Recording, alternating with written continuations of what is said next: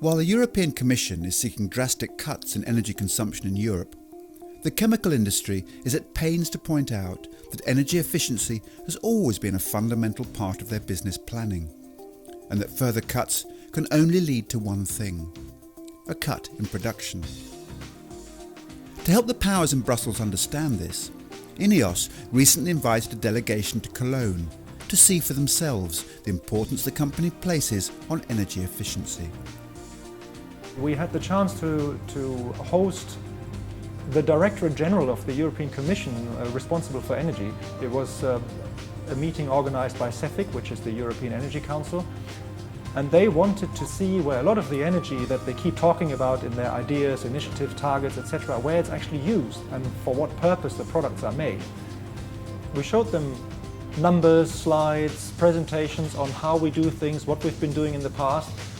Then we took them on a bus tour on the site, showed them how big we are, how complicated the site is, and then we took them to this control room, which is the core control room of the site for energy distribution, because it's the control room of the power plant, and showed them how the operators here do their daily business to make sure that the energy gets in an efficient way to the right places. We did a lot in the last 50 years to save energy and to make sure that every molecule of hydrocarbon is used and not wasted or just burned in a flare. The idea is to optimize the use of different fuels which are available at the site and use them most efficient in the different boilers that we have in the power plant, and to distribute the energy streams, which are mostly the fuel gases, the steam networks on different steam headers, and electricity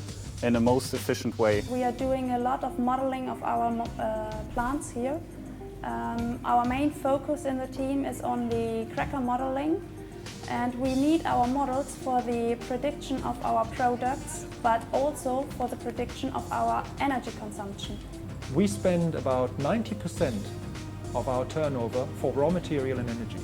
So any minor increase in efficiency on both ends is very, very important. If we are able to optimize the energy consumption just for little percentages, the amount of money and the reduction in CO2 is massive. And that's a really good driver for me and a very high motivation to do my job every day. I believe with new targets coming in all the time, the challenges are getting greater, and it is important that the industry has a voice and talks to the politicians to explain that we've already done a lot in the past and that there will be a limit of what we can do under the current climate. And following the visit by the Commission, does Stefan believe that he and his colleagues got their message across? I think they were very impressed. Many of them were not engineers. They had not seen big companies before in that sense.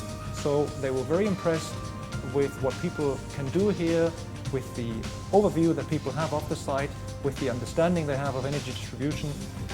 And I think they took away that we are already doing a lot and that we are one of the cornerstones for energy efficiency initiatives.